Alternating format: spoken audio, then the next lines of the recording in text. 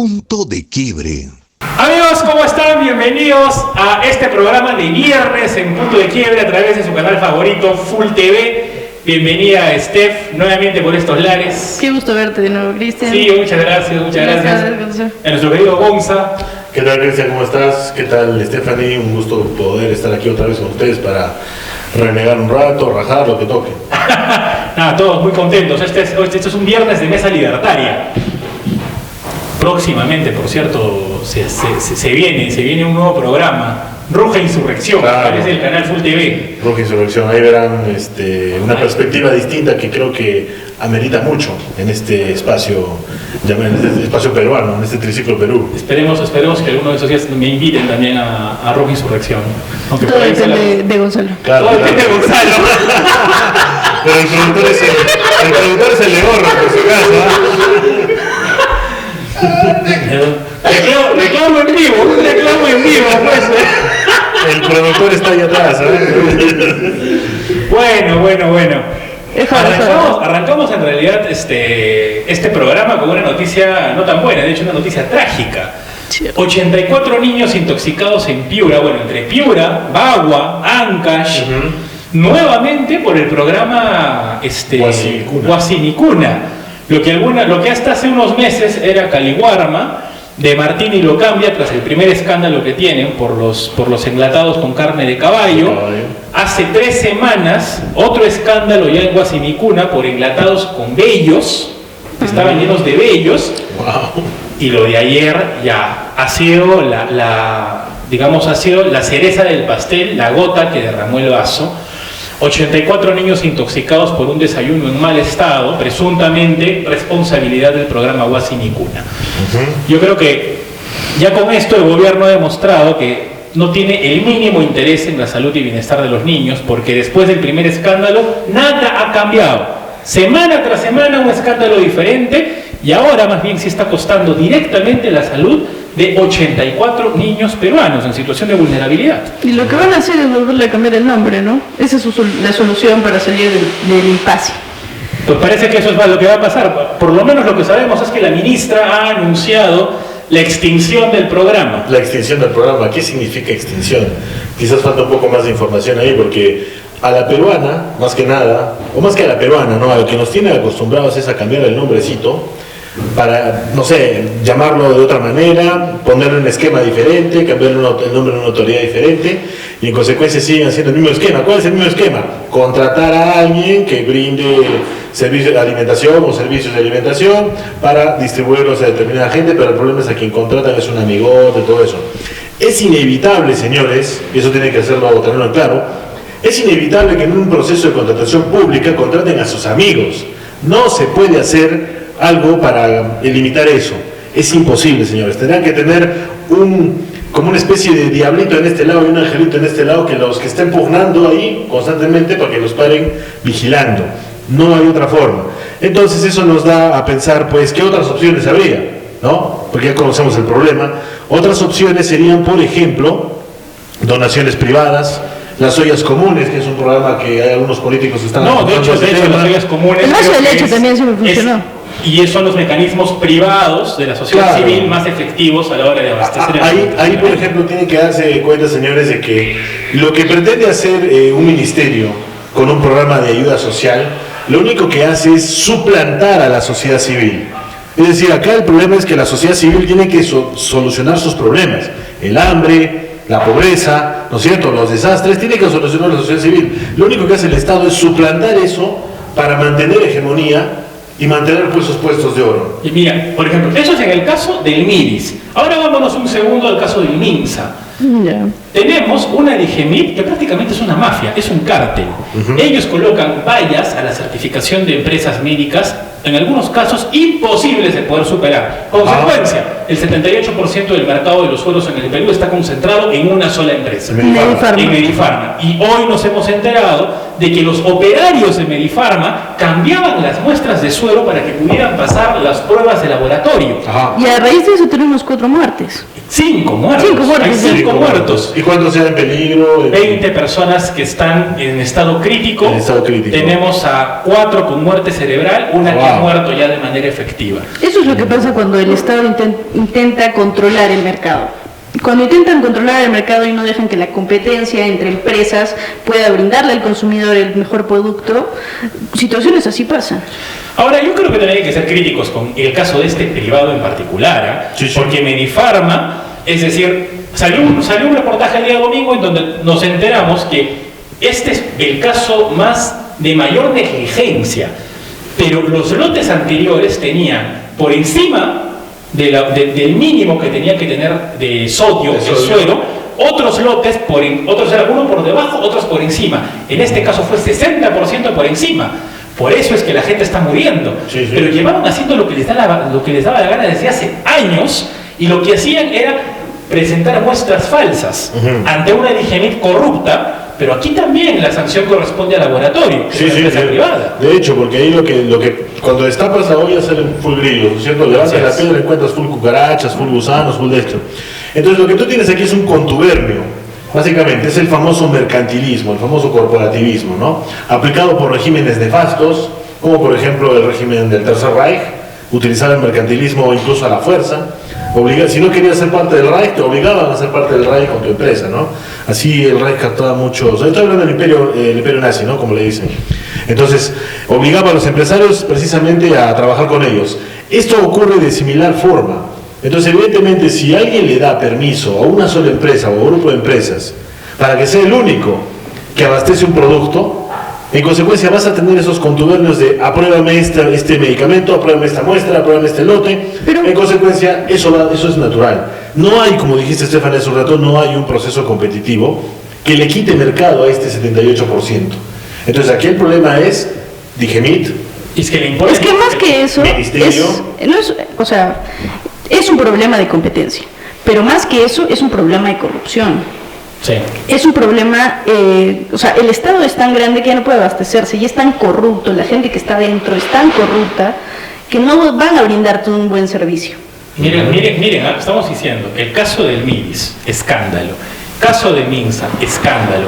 Ahora, muy al estilo nacionalsocialista o al estilo orwelliano, nuevamente el Ministerio de la Mujer ha reaparecido. Sí, lo hemos visto. Pero no se pronunció. Ya existía, ya se había retrocedido en esto del uso del lenguaje inclusive.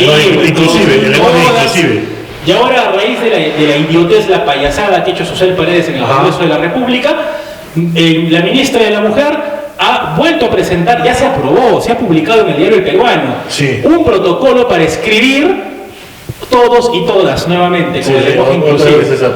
Nuevamente, en este caso, yo sí me alineo un poco a la posición que ustedes mantienen, porque a mí me parece que hay fueros en donde el Estado no tiene por qué meterse.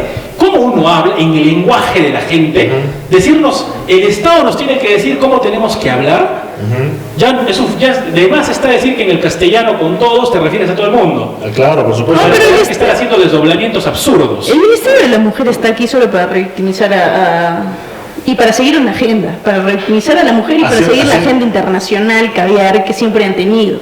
Porque ese es el fin del Ministerio de la Mujer. Porque no han logrado nada, ni reducir las cifras en términos de muertes de mujeres o de violencia contra la mujer. No, y cuando hay ni siquiera aparecen, o aparecen solo para la foto. Es totalmente cierto. Ahí tú te das cuenta, antes de que pase esta idea, básicamente tú te das cuenta que el uso del lenguaje inclusive me gusta decirle porque así sonaría mejor, ¿no? De acuerdo a estas idiotas que tienen ahí, ¿no? Del lenguaje inclusive, básicamente. Eso no es lenguaje inclusivo, eso es hablar como estúpido, porque el lenguaje inclusivo sería utilizar el lenguaje braille, ¿no? El lenguaje de señas, para gente que no puede, no tiene sus 5 sentidos, entonces sería inclusivo. Y el punto es que eso justamente lo que decía hace un rato, medio orwelliano, el gobierno, el Estado, controlando la forma de hablar, qué medicamentos das, qué comen los niños, pronto van a querer suplantar los peluches como nuestro gorila. ¿Qué peluches tendrán los niños? Como pasa en Venezuela, con el juguetito ese de Nicolás Maduro, el superbigote, esa super mierda, esa vaina. Bueno, finalmente, si el Ministerio de la Mujer realmente le interesara a la mujer, se habría pronunciado en contra de que Susel Paredes hubiera metido una decena de hombres al baño de mujeres, en lugar de estar aprobando estupideces. Bueno, amigos, volvemos en el siguiente bloque.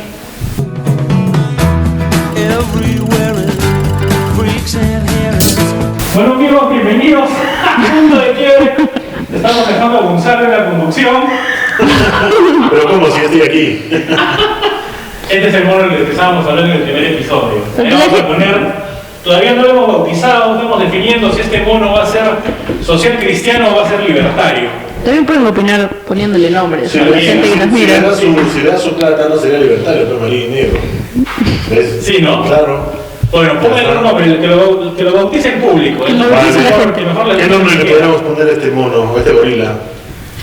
Oiga, yo les quería preguntar, ¿ustedes en el colegio los días lunes cantaban el himno nacional? ¿No cantaban el himno Sí, nacional? recuerdo. ¿Sí? Se ha aprobado una ley para que todas las escuelas dispongan el canto del himno nacional los días lunes y viernes. Viernes. Sí, lunes y viernes. Wow. La norma dice lunes y viernes. No sé qué opinan, justo ahora que estamos hablando de intervención del Estado. Acá yo he visto posiciones divididas, porque en realidad sí hay una pérdida del sentido de patriotismo en todo el Perú, sobre todo en la juventud.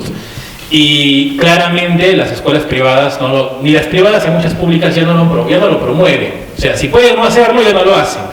La cuestión es que obviamente esto trae sus consecuencias a largo plazo. Por ejemplo, muchos chicos ya egresados del colegio no se saben el himno. Hay jóvenes que ya no se saben el himno. No saben ni los héroes nacionales. Sí, efectivamente. Sí, pero eso creo que siempre ha sido un fenómeno muy recurrente, porque hay muchas personas que tú les preguntas por personajes de la historia peruana y literalmente o no saben de cuándo son, o no saben quiénes eran, o no saben, o confunden los nombres con los personajes. Sí. ¿No? Eso sí he notado mucho. Pero en el tema que es parte de una currícula educativa, evidentemente, del Ministerio de Educación para lo que son colegios, ¿no? Particularmente yo siempre me inclinaría porque el colegio fuera el que decía esto, ¿no? Porque eso es parte del programa, el diseño, ¿no? Y el problema con el gobierno, al margen del problema del civismo, que es un tema aparte, creo yo, el problema es que el gobierno, cuando le das tú la mano, se te sube hasta el codo, ¿no? Como en el tema de salud, el tema de cualquier otra cosa. Si tú le permites algo, no va a pasar mucho tiempo para que quiera otra cosa. Y así va escalando. A eso se le llama el efecto dependiente resbaladiza. Ese es el efecto con el cual funciona la administración pública en general. Y eso lo han podido ver todo el mundo.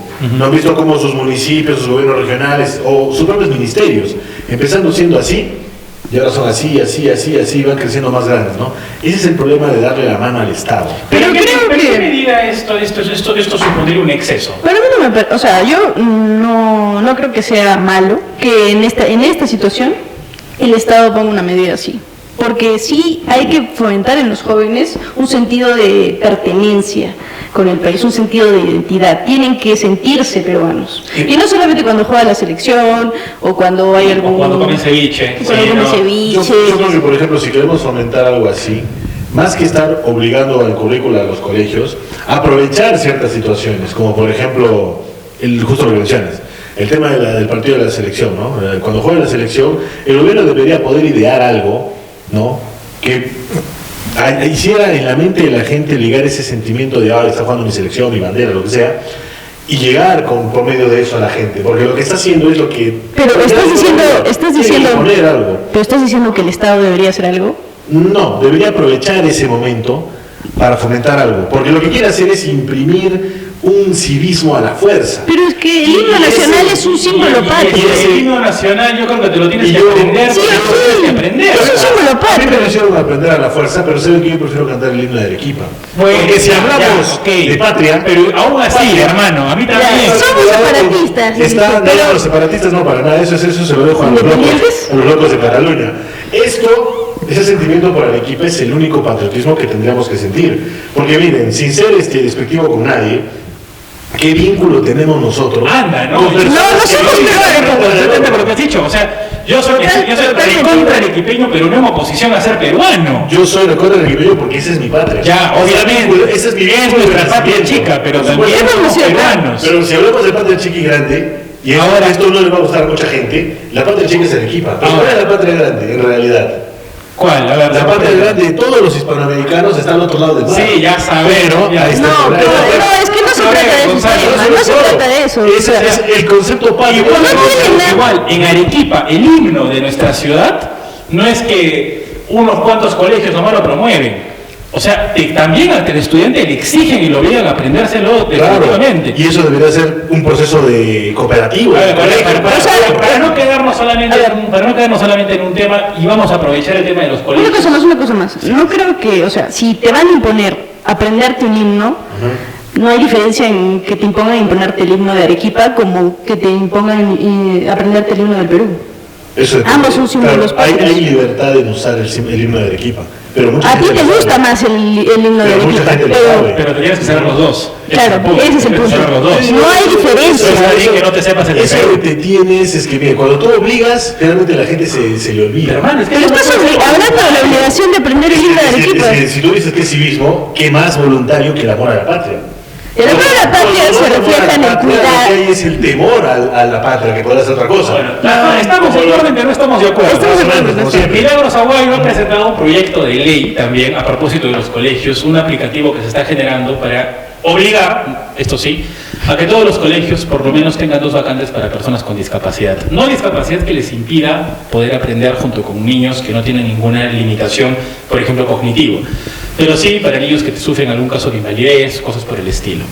Casi siempre los padres no saben que sus hijos podrían estudiar en algún colegio, no saben que hay vacantes.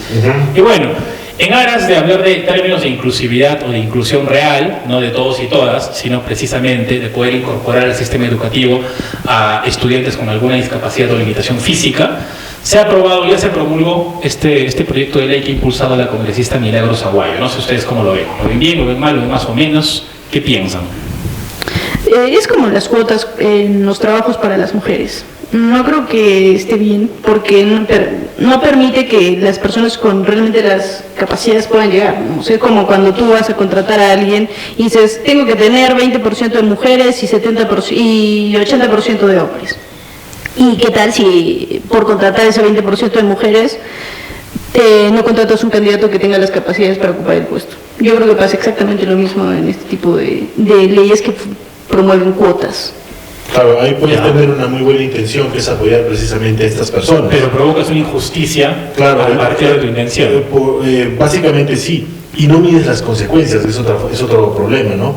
Una cosa es tener la buena intención, pero el problema es que buenas intenciones en manos de quien ejerce la fuerza es que básicamente avasalla la voluntad de alguien más, y las consecuencias es donde se mide el plato roto.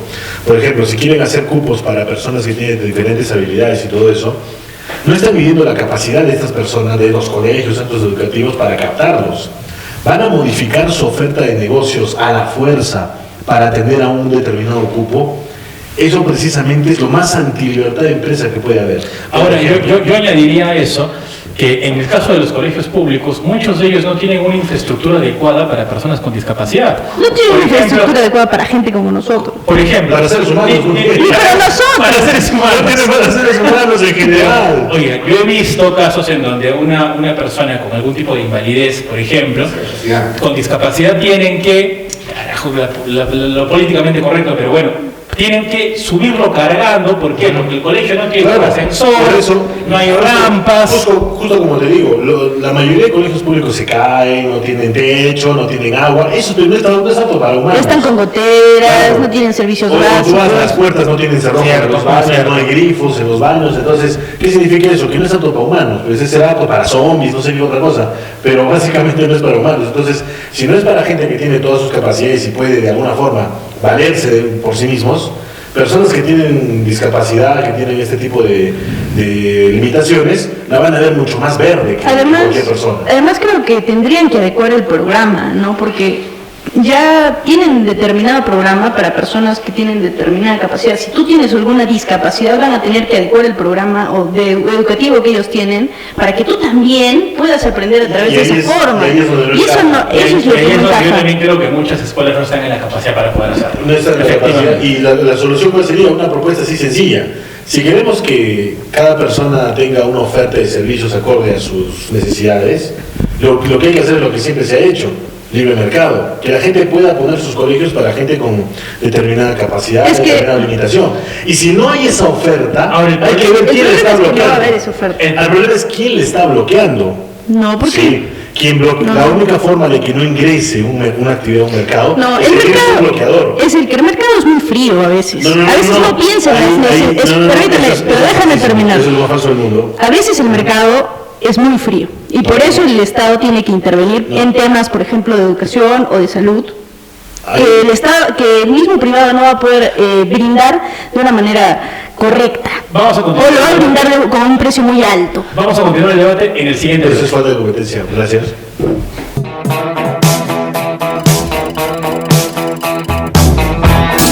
Amigos, volvemos. Tercer bloque de Punto de Quiebre. Llevábamos ya más de un mes, de hecho, hablando de la ley anti-ONGs. Y antes de ayer, Salguana, presidente del Congreso, después de un huevo de presión, firmó la autógrafa y ahora ya está en manos del Ejecutivo. Hoy día, esta mañana, tanto Aguinaga como Morales, dos congresistas, uno de Fujimorismo y el otro de Somos Perú, ya han comenzado a denunciar al gobierno, exhortarlo y presionarlo para que firme esta norma. Se ha demorado demasiado, pero me parece que es imperativa. Es muy necesaria para el Perú que efectivamente se fiscalice que el financiamiento que estas fundaciones y gobiernos extranjeros meten a las ONGs cumpla fines lícitos. Sabemos de que muchas de estas ONGs, sobre todo las que operan en la Amazonía, utilizan el dinero para bloquear proyectos, para bloquear carreteras, para financiar protestas, para financiar paralizaciones, quemas de llantas, piquetazos y ese tipo de cosas. Sí, tiene un tinte político siempre, pero también es esta ley está promoviendo y es buena porque evita que se cometan muchos delitos como el lavado de activos. Que han cometido siempre las ONGs, o sea, independientemente del tinte político que ellas siempre han tenido, han sido focos como organizaciones criminales para cometer determinados delitos, para lavar activos y para lavarle la cabeza a mucha gente también. Es cierto. Ahí yo creo que esto ya lo habíamos discutido antes, solamente que como ya lo sacaron, ya tenemos como dijiste, ¿no? Un texto explícito. Antiguamente, antes ahora sí hace 2 meses, el mismo tema creo que lo hemos tocado, pero cuando era intención nada más, ¿no? Lo estaban debatiendo todavía. Ahora ya y básicamente yo le veo ahí un problema muy serio, que es, o sea, la intención es frenar determinado tipo de movimientos que juegan sucio, ¿no es cierto? Las ONGs que reciben dinero para hacer tonterías o para hacer cosas negativas. Fines ilícitos. Fines ilícitos, básicamente, ilícitos, ¿no? Sí. Financiar este tipo de actividades. Actos inconstitucionales. Todo eso, sí. ¿no?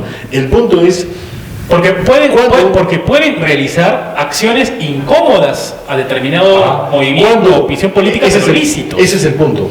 ¿Cuándo el gobierno va a saber, o mejor dicho, ¿cómo vamos a saber diferenciar eso que has mencionado ahorita? Cuando rompas la Constitución. El problema está que en el gobierno siempre vas a tener a alguien que va a querer hacer algo en contra de sus actores contrarios. Siempre. Y la forma de denunciarlo va a ser muy difícil porque van a decir, yo estoy custodiando el orden público. Porque el orden público es un contexto, el interés general, eso es un concepto tan abstracto. No. Que básicamente cualquier gobernante si tú cierras una carretera, bloqueas una carretera, pero eso es un delito. Pero eso es un delito. Ahora, si tú cierras, si tú bloqueas esta carretera y toda la movilización que has generado por semanas está financiada por una ONG, para eso está la APSI. El problema está cuando sabemos que el financiamiento que le des a una ONG sea para otras cosas incómodas al gobierno, ¿qué va a frenar al gobierno para que no limite ese tipo de actividades? Precisamente la APSI, las facultades que le están otorgando a través de esta norma, es para que ahora sí puedan entrar a fiscalizar a las ONGs, porque recordemos que hasta el día de hoy ellos no tienen que responder y rendir cuentas. Pero yo te planteo una pregunta, Gonzalo. Te pregunto, ¿qué propones entonces? ¿Quién debería entonces fiscalizar a las ONG si no es el Estado? A través de la norma que está brindando. Básicamente no hacerlo. Lo que haría es a nivel del financiamiento. ¿De quién del financiamiento? Porque ese financiamiento obviamente viene de afuera, ¿no? Como viene de USAID. Fundaciones. Ya, USAID, por ejemplo, ¿no es cierto? Que era un financiamiento fuerte. Gubernamental. Entonces, esa es una razón de Estado con Estado. Que sea el Estado norteamericano, de donde sale ese dinero, que fiscalice a quién está dando, porque era dinero del gobierno. Perdón, de los contribuyentes, no hay dinero del gobierno, contribuyentes. Era el gobierno de contribuyentes norteamericanos que estaba siendo destinado a fines contrarios a los intereses de Estados Unidos, como decían. Entonces, que él sea el que sabe a dónde van esos fondos. Pero así es, o sea, ya, eso. A ver. Puede haber una fiscalización en Estados Unidos, pero el Estado peruano también tiene que ser soberano y fiscalizar el punto es en qué momento, o mejor dicho, cómo evitamos que un político entre cual que sea, que entre uno de izquierda, digamos, es que tú estás... y quiera bloquear el financiamiento para determinadas ONGs que no les sean propicias. Es que tú estás poniendo un caso específico y la norma no se aplica en casos... Pero es un caso tan específico. La norma es general, la norma es general. Puede que haya un caso específico en el que se politice la aplicación, pero en los casos generales la norma es buena. Y nosotros tenemos que confiar en el orden público, porque nosotros estamos cediendo a través del contrato social, y no es un contrato físico que tú firmas. Claro, es que si no es un contrato físico que tú firmas, pero aceptas para vivir en sociedad. ¿Cómo puedes pedir una consecuencia efectiva? La cuestión es que el financiamiento que reciben las ONGs necesita ser fiscalizado, porque a todos nos consta en este país que están utilizando ese dinero para fines ilícitos. Que lo fiscalicen, pero quiero que me digan cuándo el gobierno, un determinado tipo de gobierno, digamos que entre otro izquierdista al gobierno, y quiera bloquear el financiamiento para ONGs como cualquier otra que sea de corte liberal, por ejemplo, lo va a poder hacer. Pero tienes otros mecanismos legales donde te puedes poner recursos ante el poder judicial, cosas por el estilo. El problema está que nunca debió abrirse esa puerta. Pero no es cuando abrieron esa puerta ya estuvo el problema.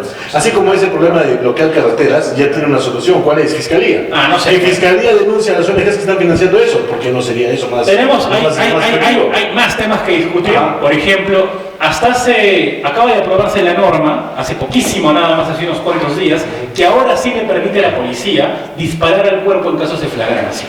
Recordemos que antes tenías que aplicar el criterio de gradualidad. La policía tenía que ponerse a pensar en dónde le disparo y si le disparo, y mientras lo pensaba el delincuente lo batía. Ahora sí, la policía va a poder ejecutar disparar al cuerpo del delincuente cuando se encuentre en un caso de flagrancia. Eso a mí me parece un avance importantísimo en pro de la seguridad de todo el país, porque teníamos a la Policía Nacional del Perú diezmada. La teníamos diezmada. No podían actuar. Habían condenado hace poco a un policía que intentó defenderse. Que enhorabuena, me acuerdo que este fue uno de Trujillo de hace unas semanas, en su apelación lo han liberado. Sí.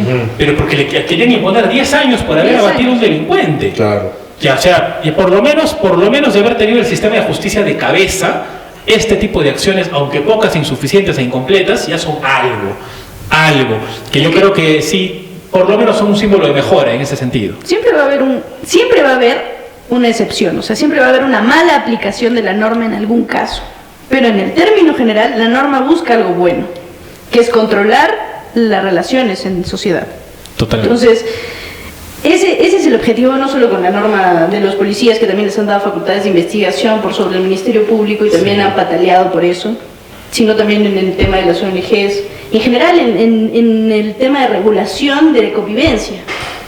Yo ese asunto, no sé si será en redundancia o en mejora de la seguridad de todos, pero sí creo que sería en mejora de la labor que realiza el policía. Porque que sea en la seguridad de todos es mucho más difícil, porque evidentemente, por más número de policías que tengas, no vas a poder poner uno en cada esquina para ver. No, por supuesto. Entonces, yo creo que más que redundar en la seguridad, que no lo voy a ver, no creo que ocurra una reducción de inseguridad, pero lo que sí podría hacer es que haya un respaldo en la policía para ejecutar sus funciones. Mínimas como sea, aquí yo aplicaría puede ser eso. El análisis económico del derecho. Ahora que la policía puede matar, puede dispararle al delincuente en casos de flagrancia, esto es un desincentivo precisamente para delinquir. Yo no digo que con eso vaya a bajar de forma significativa, pero es análisis psicológico del derecho. En esa misma línea, si tú dices que el policía puede, digamos, contrarrestar la línea del delito, la ejecución del delito, lo mejor que sería que cada persona pueda hacerlo. Sí, que cada persona claro, si tú dices que el delincuente va a tener un freno porque ahora le van a disparar, entonces la única consecuencia lógica es que cada persona pueda dispararle al delincuente para que no... Pero cada persona, ni siquiera en un set sabemos como si todos tenemos la contención emocional y mental como para no disparar por disparar. Claro, un policía para que le entregues una tiene capacitación para poder hacer. Esa es la evolución que hemos tenido como humanidad. Por eso es que lo máximo que le permiten a los serenos es armas no letales. ¿Por qué? Porque para poder usar un arma de fuego tienes que tener por eso. Al sereno no le dan arma de fuego por el rango que tiene. porque la policía está acá, el cerebro está acá, entonces evidentemente esa es la diferencia. Pero la humanidad ha aprendido a comportarse con de diferentes elementos, porque así como dicen que las armas matan esto que el otro, también deberían prohibir los martillos, deberían prohibir, porque ¿cuántos crímenes se cometen con martillos, con herramientas, con las propias manos? Pero, entonces, ese es un tema. Si decimos que el delincuente se desincentiva porque le van a meter un balazo, que sea cada persona y que no le expropien el derecho legítimo a defenderse. Y eso sería lo más lógico. Pero nadie te está expropiando el derecho. Tú puedes sacar tu permiso. No lo está regulando. Eso es una expropiación parcial, se llama eso. Tú puedes sacar tu permiso para portar armas y defenderte si es que lo gustas, eres un ciudadano libre, nadie te está impidiendo eso. El problema es que el mercado de armas, cuando está descontrolado, cuando tú aperturas el mercado de armas, también aperturas el mercado de armas no solo para la gente que quiere defenderse, sino para la gente que quiere utilizarla de mala manera. Por eso existen ciertos mecanismos para que tú puedas adquirir esas armas. ¿Por qué los delincuentes tienen armas a pesar de que está restringido? Aguanten. Volvemos en el último round.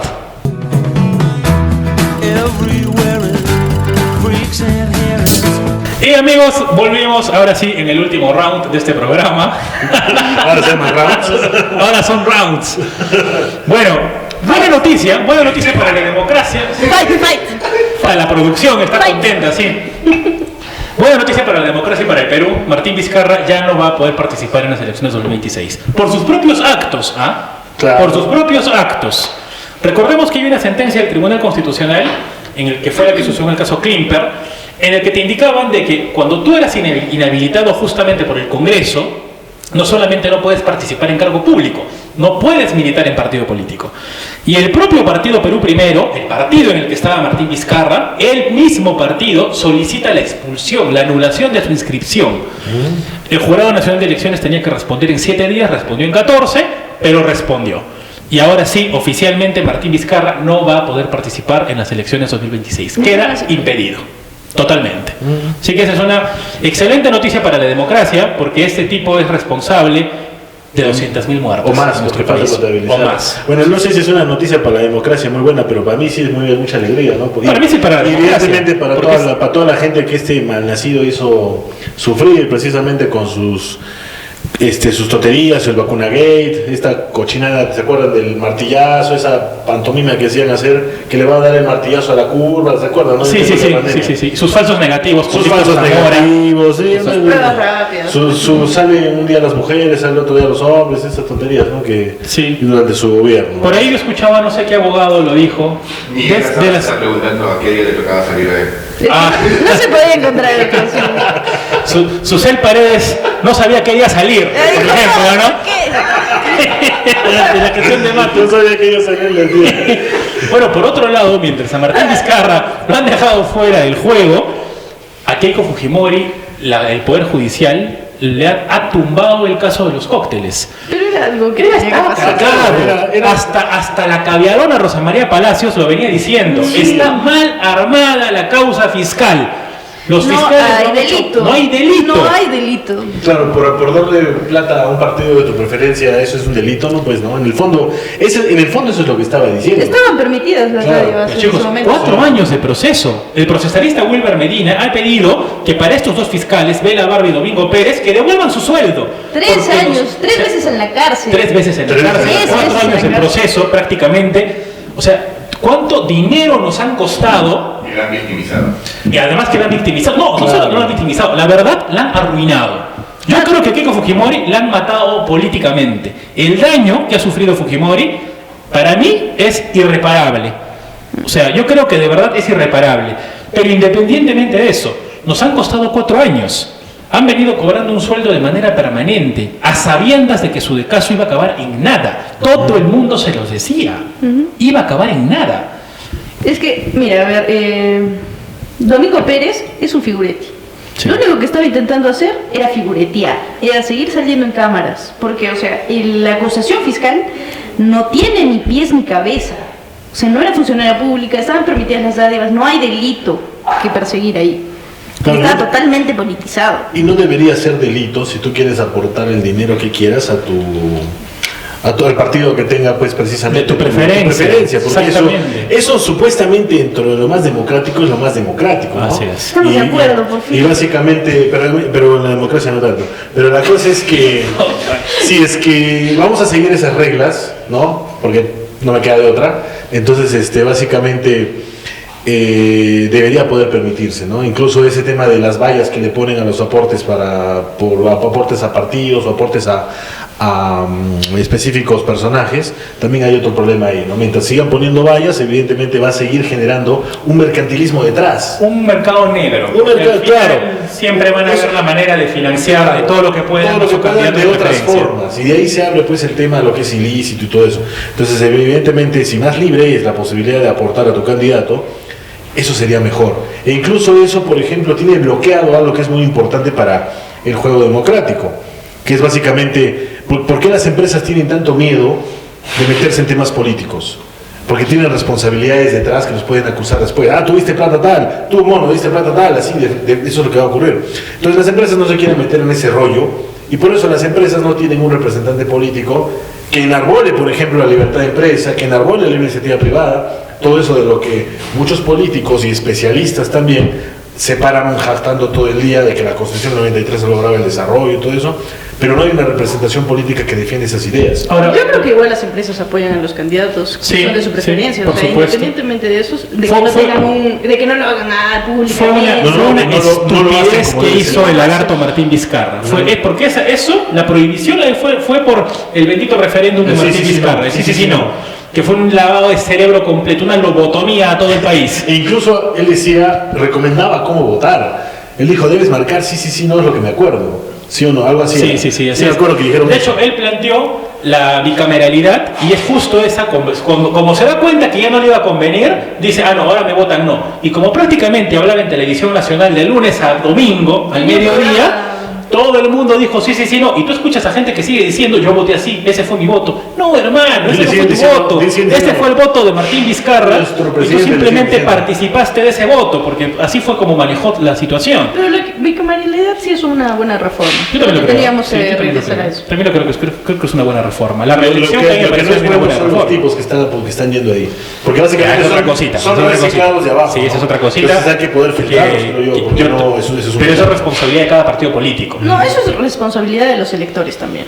Las dos, claro. ¿no? Porque la oferta la pone el partido y quien vota es el elector. Vale, ahí tiene todo sentido. Sí. Bueno, y continuando con lo último que ha pasado esta mañana, Pedro Castillo ya le cayeron la boca en el Poder Judicial. Tanta sandez que ha dicho en su juicio, hasta que hartó a los magistrados. Es que también se pasó de faltoso. Es muy malcriado. Se pasó de faltoso. Quiere patear el mamarracho juicio, dice. El fiscal dice, disculpe señor Castillo, acá yo no estoy de adorno, pues le dice. Así que a partir de ahora usted se me calla la boca. Le apagan el micro. Que solamente hable el abogado defensor. La magistrada le decía, identifíquese por favor. Esto me parece un mamarracho del juicio, que no sé qué. Ya, se le deja constancia que no quiere identificar. Pero es ridículo.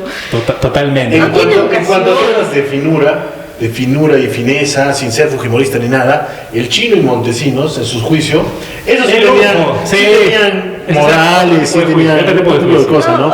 Un tema visual, ojo, nada de fujimoristas ni nada, visual, nada. Políticos de antaño como, Alan García, Bedoya Reyes, tenían clase increíble, ¿no? Bueno, que Maduro, la verdad, a Bedoya Reyes jamás nadie se le hubiera imaginado tras las rejas, en un proceso. O sea, hay que decir también que en el Perú hay políticos y políticos. Bedoya Reyes es de una clase política diferente, ¿no? Fue de otra clase política. Bueno, entrando un poco ya a temas locales, hoy ha ocurrido un hecho histórico en Arequipa. Histórico, de verdad, porque nunca había pasado algo por el estilo. Pero en Arequipa... ¿Somos libres? Bueno, no, ¿qué? Todavía no. Ya. En Arequipa, un juez ha dictado medidas de protección para un bebé no nacido ante las amenazas de aborto. Nunca ha ocurrido algo así. Caso concreto. Una joven está embarazada y quiere abortar y su pareja le dice, no lo abortes, el niño tiene que vivir, y es un niño, es una vida, etc. No, que lo voy a abortar, que mi mamá ha hablado con ella. El pata le ha entablado un proceso ante el Poder Judicial y el juez ha dictado, que se llama el juez Torreblanca, apellida Torreblanca, el magistrado, saludos al magistrado. Felicidades. Ha dispuesto a la mujer, no te vas a poder acercar a ninguna clínica a practicarte esto. Sancionamos al médico que pretenda practicarle un aborto. Y a la madre le ha dispuesto de igual manera, va a ser usted denunciada por instigación al delito si usted sigue presionando a su hija para abortar. Hito, y en Arequipa, llegó la buena, que ha sido en Arequipa. O sea, felicidades al magistrado Torreblanca, porque hay que tener valor para hacer eso. Sí, claro. En estos momentos en redes sociales, los colectivos feministas han explotado porque esto siente un precedente en todo el Perú. Pero es un precedente muy bueno. Muy bueno. En pro aprovechando que hace poco ha sido la Marcha por la Vida, y que bueno, en otros países como en Colombia, en Argentina también en algún momento creo que fueron muy pro aborto. Qué bueno que el Perú sea una barrera en contra de eso, o sea, sea un ejemplo a seguir en cuanto al movimiento pro vida. Bastión pro vida. En estos tiempos posmodernos habrá que levantar una espada para defender que el pasto es verde, ¿no? Evidentemente la defensa de la vida es irrestricta y no es un asunto del Estado, o sea, no estoy diciendo que el Estado no deba hacerlo, sino que es un asunto de sociedad civil. En consecuencia, si el Estado se irroga la posibilidad de hablar por la sociedad civil, lo mínimo que tendría que hacer es defender la vida. Entonces, evidentemente, un juez realizando este tipo de acciones lo que ha demostrado básicamente es una convicción, ¿no?, fuerte por la vida, instrumentalizada dentro de un proceso judicial, ¿no? Yo creo que no hay ninguna contradicción en eso, porque puede haber algún cuestionamiento judicial, me imagino por ahí, por el hecho de que quizás, ¿no?, alguno dirá, quizás desinformado, que no es sujeto de derecho. Yo diría artículo 2.1 de la Constitución. Es el concebido, es eso. El concebido es sujeto de derecho, todo eso, perfecto. Y los derechos del padre sobre...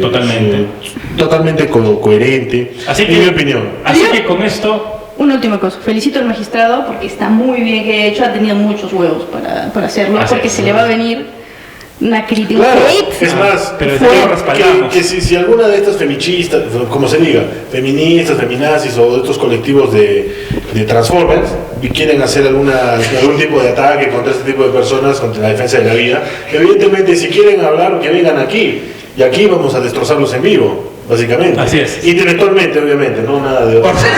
Cosas raras con producción, por favor. Claro, con producción. No se olviden de seguirnos en todos nuestros canales, Instagram, TikTok, Facebook, para ver el programa completo a través de YouTube. Comenten, compartan con todos sus amigos. Nos vemos el día lunes. Un abrazo. Chao. Full TV.